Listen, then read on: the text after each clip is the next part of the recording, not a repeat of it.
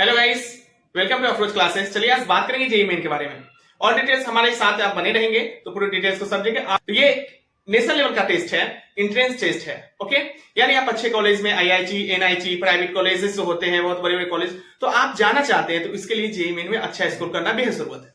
चलिए बात करते हैं सबसे फर्स्ट की जेईई मेन।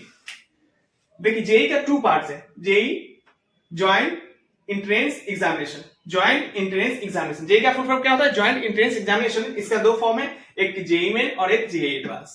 जेईई मेन से क्या क्या आते हैं? NIT, triple IT, private college, और जेईई एडवांस से क्या आते हैं? आईआईटी। अगर बात करें कितने कॉलेज है आईआईटी की, तो अभी 23, और एनआईटी हर एक स्टेट में एक एक होते हैं एनआईटी, और प्राइवेट कॉलेज तो आप जानते ही हैं। तो सबसे फर्स्ट कि आप ये एग्जाम कब दे सकते हैं, सबसे फर्स्ट की एग्जाम आप कब दे सकते हैं और आप एलिजिबल है या नहीं इसके लिए, तो मैं बता दूं आपको कि अगर आपने पीसीएम लिया है, देखिए साइंस में 2 होते हैं, पीसीबी और पीसीएम। अगर आप पीसीएम यानी फिजिक्स,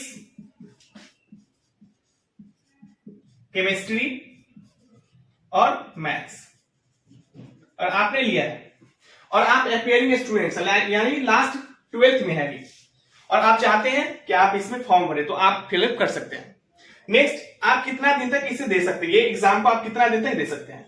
तो जेईई मेन को आप 3 साल तक दे सकते हैं, 3 साल तक दे सकते हैं। जैसे पीसीएम फर्स्ट ईयर 12th में होंगे उस वक्त, 12th में होंगे उस वक्त, 12th के बाद और 12th के 1 साल बाद, 12th के 1 साल बाद।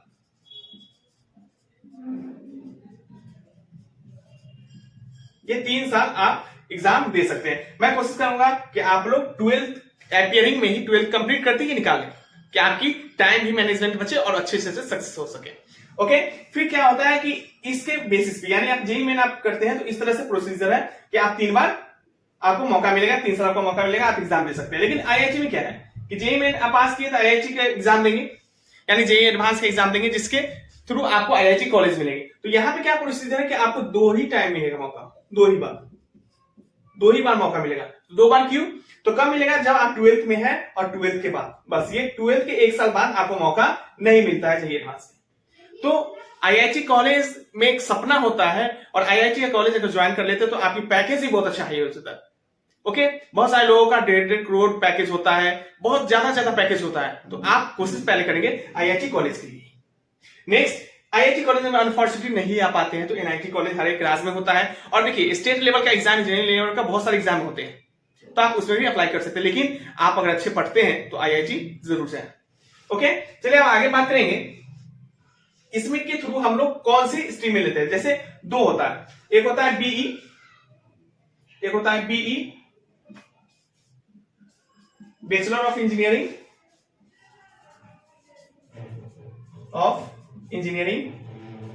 और एक होता है बीटेक यानी बैचलर ऑफ टेक्नोलॉजी।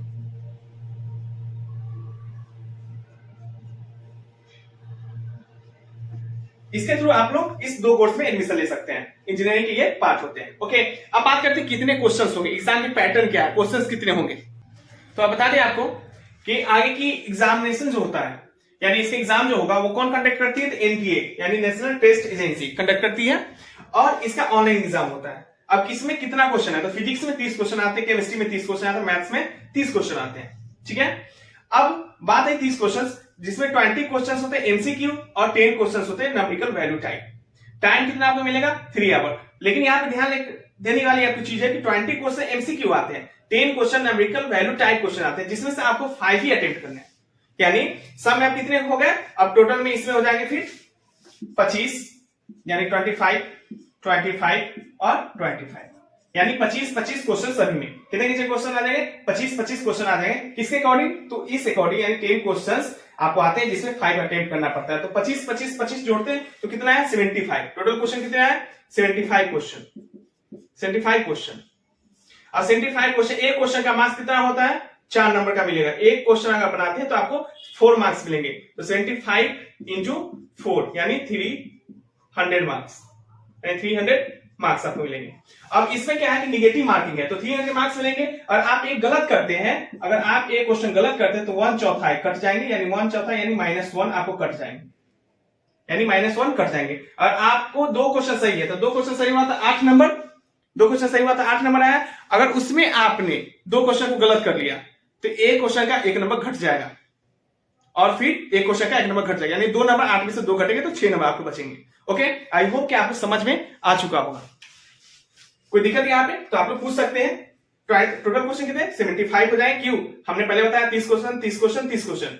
ये क्यों होंगे? ऐसे क्वेश्चन आते हैं क्योंकि 20 और 10 क्वेश्चन न्यूमेरिकल वैल्यू टाइप, लेकिन अटेम्प्ट ये बहुत बड़ी चीज है। अटेम्प्ट आपको 5 ही क्वेश्चन करने हैं तो 25 25 25 हो जाएंगे हम, तो टोटल 25 मिलाकर 300 नंबर का आ जाएगा क्वेश्चन। एक क्वेश्चन 4 मार्क्स का आता है, नेगेटिव मार्किंग 1/4 होते हैं, यानी -1 आपको एक गलत पे कटेंगे। ओके, आई होप आपको समझ में आ चुका होगा। अगर वीडियो अच्छा लगे तो लाइक शेयर एंड सब्सक्राइब करना न भूलेंगे। Thanks a lot guys, bye.